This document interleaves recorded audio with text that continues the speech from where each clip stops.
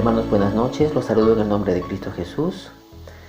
Quiero invitarles a abrir sus Biblias en el libro de Primera de Juan, capítulo 4, versos del 7 al 13. Pero antes tengamos una palabra de oración. Oremos.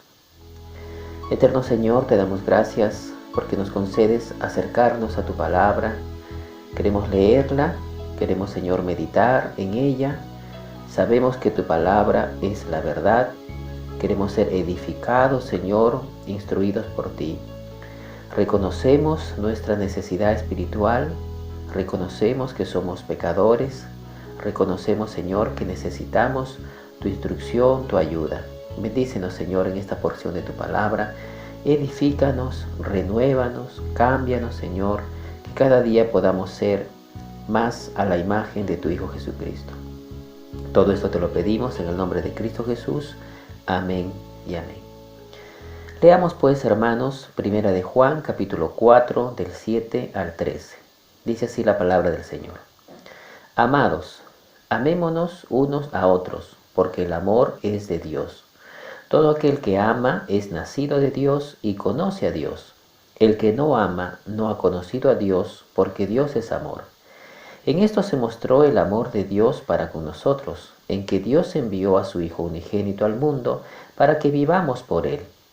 En esto consiste el amor, no en que nosotros hayamos amado a Dios, sino en que Él nos amó a nosotros y envió a su Hijo en propiciación por nuestros pecados.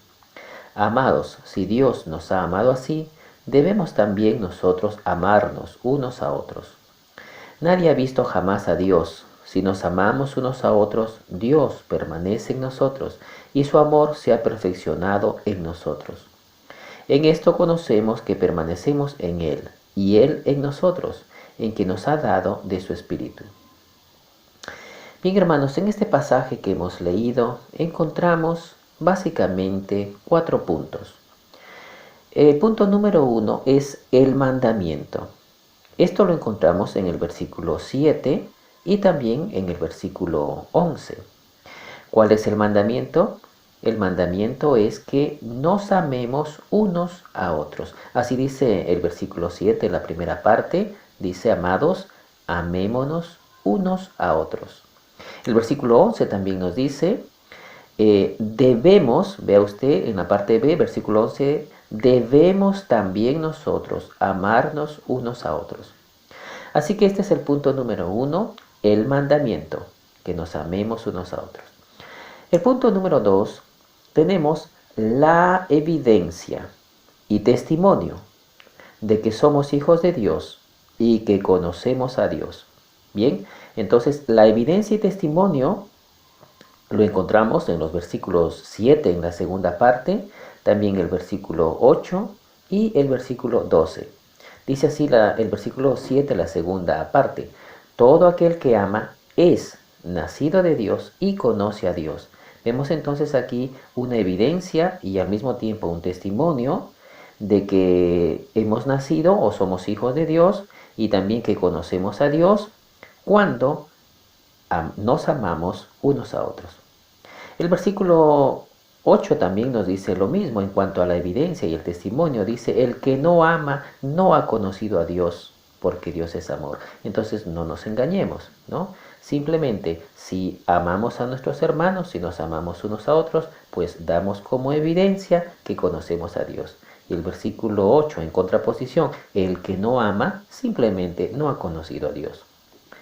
El versículo 12 también nos da el testimonio, ¿no? Evidencia y testimonio. Dice, nadie ha visto jamás a Dios.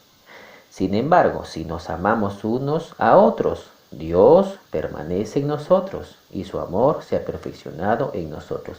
Aquí vamos a dar testimonio y también evidencia.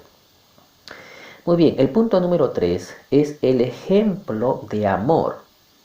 Desde luego, el ejemplo de amor es el de Dios, enviando a Jesús al mundo para darnos vida. Esto lo encontramos en el versículo 9 y también en el versículo 10. Dice el 9, en esto se mostró el amor de Dios, en que Dios envió a su Hijo unigénito al mundo para que vivamos por Él. Ahí tenemos el ejemplo de amor, Dios enviando a su Hijo. Y lo mismo en el versículo 10. En esto consiste el amor, ¿no? No en que nosotros hayamos amado a Dios, sino en que Él nos amó a nosotros y envió, otra vez ahí está la palabra enviar, envió a su Hijo en propiciación por nuestros pecados. Tenemos entonces aquí el ejemplo de amor, es el ejemplo que Dios ha dado enviando a Jesucristo. Desde luego tiene que ver con renuncia, tiene que ver con el desprenderse de su Hijo, ¿no?, al enviarlo, y en eso consiste el amor. Y punto número 4, vemos que el medio para amarnos unos a otros es su espíritu. Eso lo encontramos en el versículo 13. El versículo 13 dice: en esto conocemos que permanecemos en Él y Él en nosotros, en que nos ha dado de su espíritu. En otras palabras, nos habla acerca del nuevo nacimiento. El nuevo nacido, según el versículo 7 también, es aquel que tiene el Espíritu de Dios. Sin el Espíritu de Dios no hay nuevo nacimiento. Sin nuevo nacimiento no existe la posibilidad de conocer a Dios. Y sin conocer a Dios no podríamos nosotros amar con el amor de Dios. Así que, hermanos, aquí vemos estos 4 puntos. Y también es preciso que aclaremos cuáles son los pasos para la obediencia de este amarnos unos a otros. Y los pasos que debemos dar empieza precisamente con el punto último, con el punto número 4, con el nuevo nacimiento. Sin la presencia del Espíritu Santo en nuestras vidas no podremos amar jamás a la manera de Dios. Desde luego, las personas sin Cristo, las personas que no han nacido de nuevo, expresan cierto tipo de amor a su manera, en su criterio, a su cónyuge, a sus hijos, a sus familiares, etcétera, etcétera. Pero no sabrán jamás amar y no amarán de acuerdo al amor de Dios si es que no han experimentado, número 1, el nuevo nacimiento. Entonces, paso número 1, hay que nacer de nuevo, hay que tener el Espíritu Santo de Dios. El segundo paso, después del nuevo nacimiento, es conocer a Dios. Conocer, ya hemos visto en el versículo 7, una evidencia de conocer a Dios. Y conocemos a Dios mediante el estudio de la palabra de Dios. No hay otra manera de conocer a Dios sino a través de su palabra. De lo contrario, estaríamos inventando un Dios falso, un Dios ficticio, un Dios según nuestro propio razonamiento. Pero también debo aclarar que el conocimiento de Dios no se trata de adquirir simplemente datos de Dios extraídos de su palabra. El conocimiento de Dios tiene que ver con una relación personal con Dios a través del estudio de su palabra, de una vida devocional. Entonces tengamos claro que conocer a Dios va mucho más allá de adquirir datos. Como bien dio un ejemplo el pastor Paul Washer en una prédica que escuché en esta semana. Él decía así: el médico conoce muchas cosas de mi esposa más que yo, cómo funciona su organismo, etcétera, etcétera. Sin embargo, yo conozco a mi esposa más que el médico por la relación que tengo con ella. El médico solamente tiene datos, de acuerdo a los estudios que él ha realizado. Y haciendo esta comparación, decía el pastor Washer que él conoce más a su esposa por la relación que tiene con ella. Así que de eso se trata. Nuestro conocimiento hacia Dios, desde luego, a través de la palabra de Dios, no solamente implica adquirir datos de información, sino poder desarrollar una relación diaria e íntima con Dios. Bien, entonces vamos al paso número 3, pero hagamos un recuento. Hemos dicho, el primer paso es el nuevo nacimiento, tener el Espíritu Santo de Dios. El segundo paso es conocer a Dios mediante una relación con Él y el estudio de su palabra. Y aquí viene el tercer paso, la obediencia al mandamiento de amarnos unos a otros. Entonces, hermanos, recién cuando hemos conocido a Dios y a su palabra, podemos amar en el amor de Dios, no en el amor de nuestra propia imaginación, de nuestro propio criterio, de nuestro propio razonamiento. Porque veámoslo de alguna manera. Un esposo sin Cristo puede decir, yo amo a mi esposa porque sostengo el hogar. Nunca falta para el sustento de la casa, ¿no? Siempre él está proveyendo para los alimentos, proveyendo para la ropa, proveyendo para los gastos de la casa en sí. Sin embargo, este hombre podría tener una relación oculta, escondidas, con su amante, ¿no? Podría tener un amante, una querida por allí. Y él cree que ama a su esposa porque cumple con los gastos del hogar. O podría decir, yo amo a mis hijos porque les compro buena ropa. Yo amo a mis hijos porque pongo en los mejores colegios, etcétera, etcétera. Ese es su concepto de amor. Sin embargo, podría ser que los hijos están andando en malas juntas, están andando en pecados, en vicios, y el padre no se preocupa en instruir a sus hijos, en orientar a sus hijos e inclusive en disciplinar a sus hijos, porque su concepto de amor es errado. Entonces entendamos, hermanos, que para amar en el modo de Dios, a la forma de Dios, con el ejemplo de Dios, como dice aquí el versículo 7, ¿no? El amor es de Dios. Para amar con ese amor de Dios, hemos dicho, paso número 1, hay que nacer de nuevo. Paso número 2, hay que conocer a Dios. Y entonces, paso número 3, viene la obediencia de amarnos unos a otros. Y finalmente, el ejemplo. El ejemplo supremo de amor es el de Dios el Padre, que envió a su Hijo amado, a su unigénito, para que mediante su obra de redención en la cruz del Calvario obtengamos vida eterna. Este es el ejemplo más grande y sublime de amor, que Dios enviara a Jesucristo al mundo. Es aquí una renuncia, ¿no?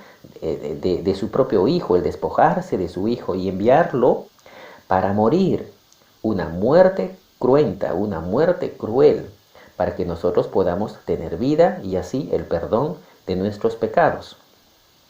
Y así tenemos en la Biblia, en Corintios 13, por ejemplo, que nos habla acerca del amor, ¿no? Nos dice muchas cosas, muchas características. El amor es sufrido, el amor es benigno, el amor no tiene envidia, el amor no es jactancioso, el amor no hace nada indebido, nunca busca lo suyo, etcétera, etcétera. Entonces, si nosotros queremos amar en el modo de Dios, a la forma de Dios, debemos conocer a Dios y debemos nosotros, en obediencia a su palabra, demostrar este tipo de amor. En la Biblia tenemos varios ejemplos de amor. Quiero citar a lo menos un par de ejemplos y con esto podría ayudarnos a nosotros de alguna manera a poner en práctica el amor.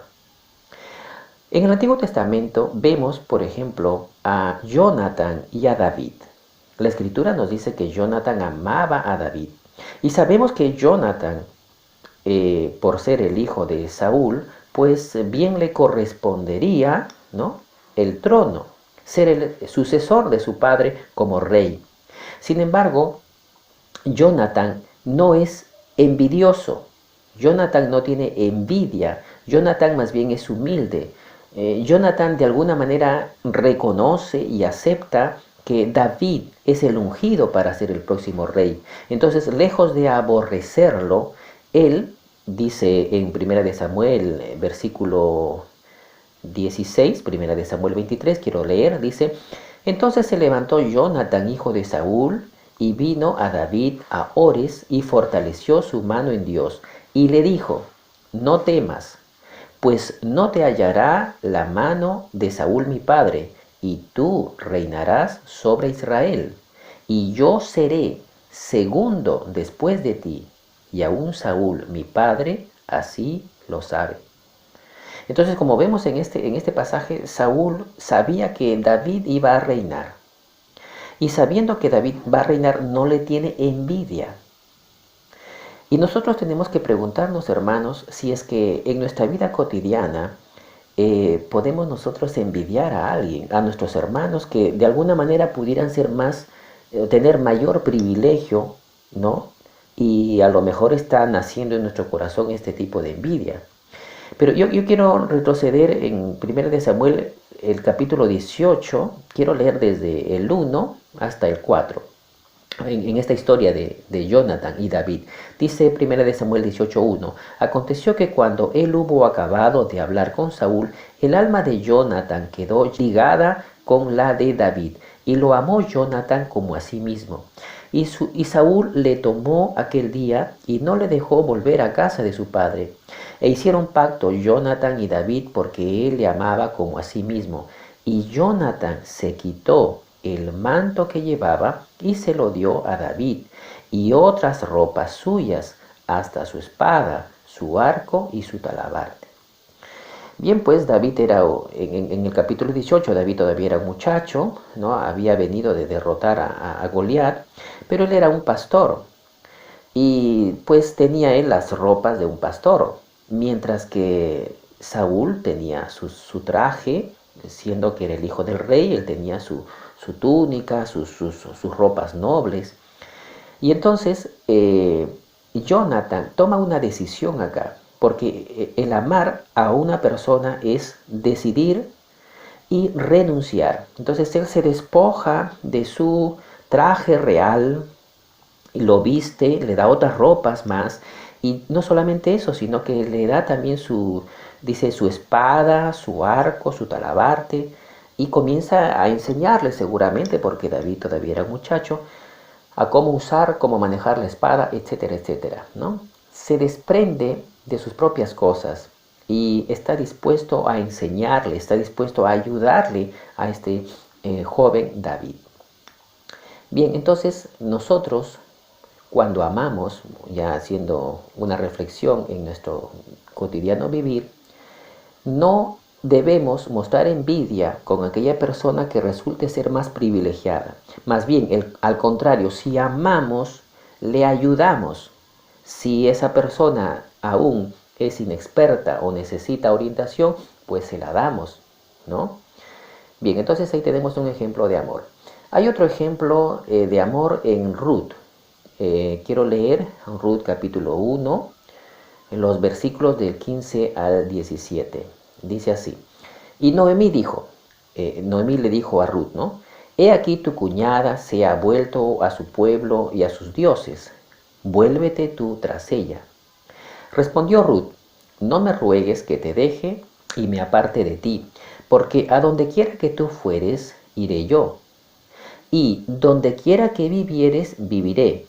Tu pueblo será mi pueblo, y tu Dios mi Dios. Donde tú murieres, moriré yo, y allí seré sepultada. Así me haga Jehová, y aún me añada, que solo la muerte hará separación entre nosotras dos. Vemos entonces en esta cita bíblica la decisión de Ruth. Nuevamente, el amor es una decisión. Ella toma la decisión, en primer lugar, de abrazar la fe en Dios. Dice, tu Dios será mi Dios. Ruth va a abandonar sus dioses. Y entonces ella decide acompañar a su suegra, que ha quedado desamparada, sin hijos, sin esposo. Entonces la vida que le esperaba a Noemí era una vida de miseria.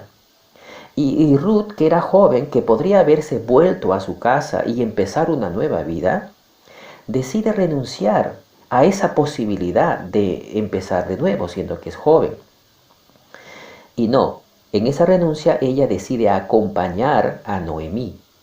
Sea como le fuere a Noemí, ¿no? En las penurias que tuviera que pasar, Ruth la va a acompañar, va a estar a su lado. Entonces aquí vemos una demostración de amor, ¿no? Que tiene que ver con la renuncia. Y hemos visto el ejemplo más grande de amor y sublime es la de Dios el Padre, renunciando a estar con su Hijo en su compañía, en su diestra, despojándose, lo envía, ¿no? Y así esa es la demostración más grande de amor. Ruth entonces renuncia a la posibilidad de una vida mejor, ¿no? Entre comillas, y va a acompañar a Noemí. Jonathan también renuncia a su privilegio de ser el futuro rey, renuncia a su traje real, renuncia a su espada y da a David y le ayuda. Y así en la Biblia podríamos encontrar muchos ejemplos más.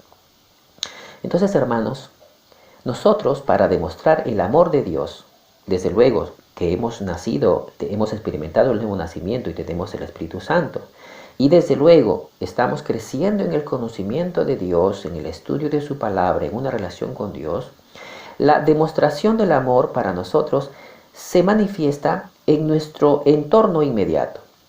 Desde luego, aquí Juan está dirigiéndose a los hermanos, a la iglesia, pero esto comienza en nuestro propio hogar.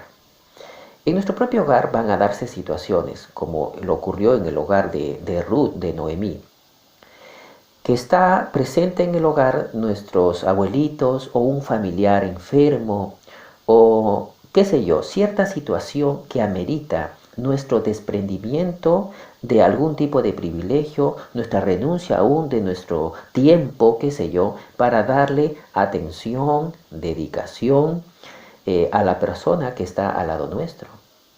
Esto va a ocurrir en el matrimonio con el correr de los años, cuando los esposos van envejeciendo. Entonces se necesitan el uno al otro, el apoyo del uno del otro. Ahí viene la evidencia del amor, ¿no?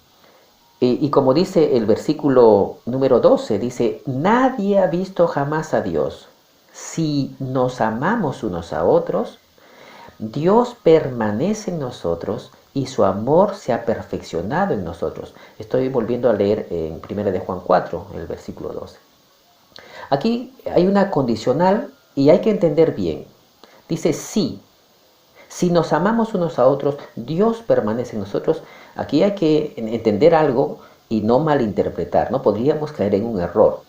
Podríamos caer en el error de que para que Dios permanezca en nosotros, entonces hay que amarnos. Eso sería un error. Eso sería como decir que la salvación se pierde. Dios está con nosotros un momento, pero si nosotros dejamos de amarnos, entonces Dios se va. Su permanencia termina, no hay más permanencia. Eso es un error.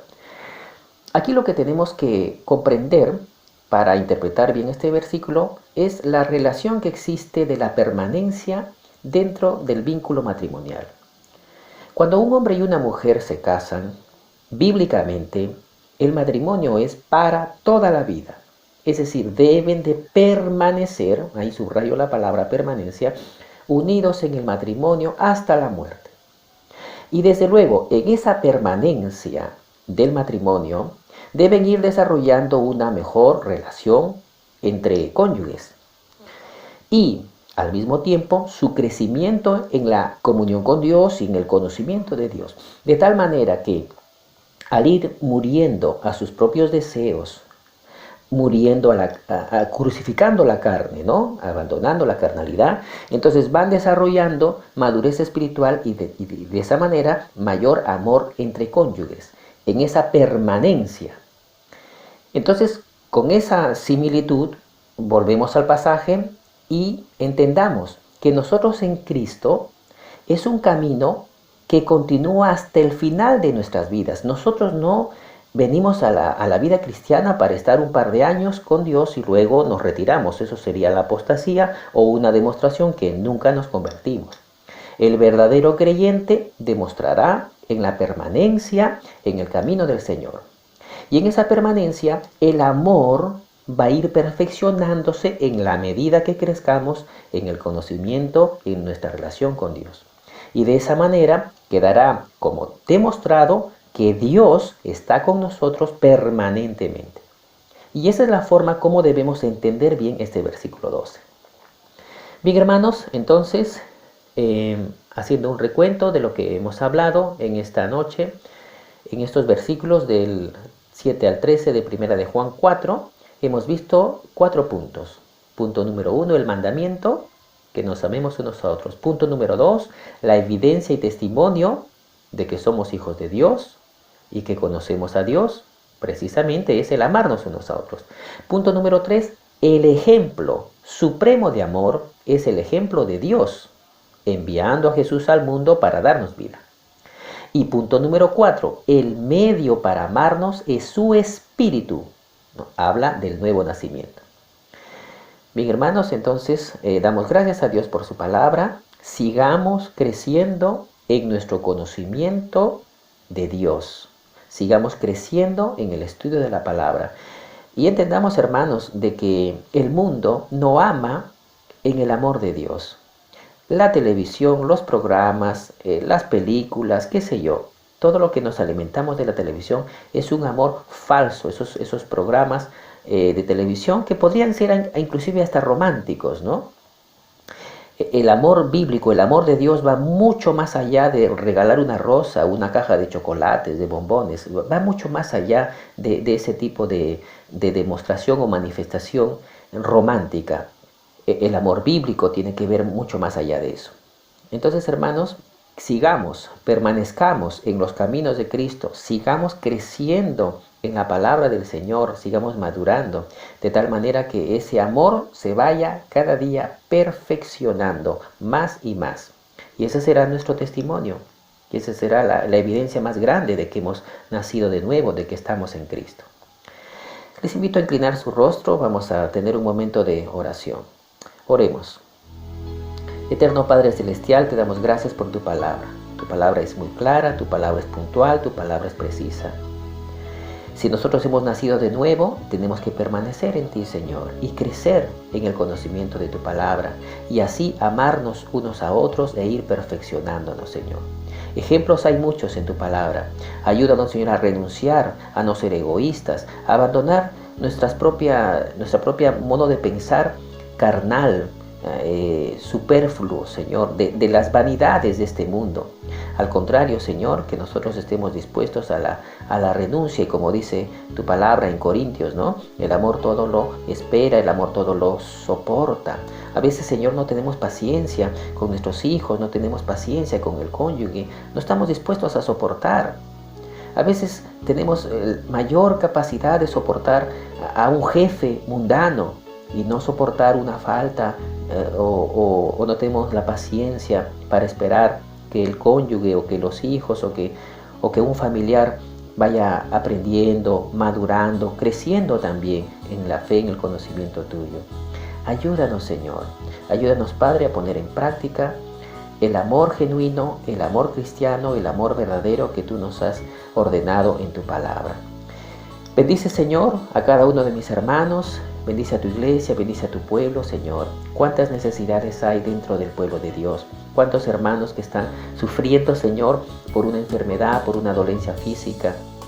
Cuántos hermanos están sufriendo por una necesidad económica, material, por falta de trabajo, necesitando, Señor, recursos para sus alimentos, su vestido, Señor. Oh Dios, este es el momento para que podamos demostrar ese amor sacrificial, que podamos compartir unos con otros de lo que tú nos has dado, Señor. Ayúdanos, Padre, a demostrar ese amor práctico. Sí, bendito Dios. Gracias te damos una vez más por tu palabra. Todo esto, Señor, oramos y te agradecemos en el bendito nombre de Cristo Jesús, nuestro Señor y Salvador. Amén y amén.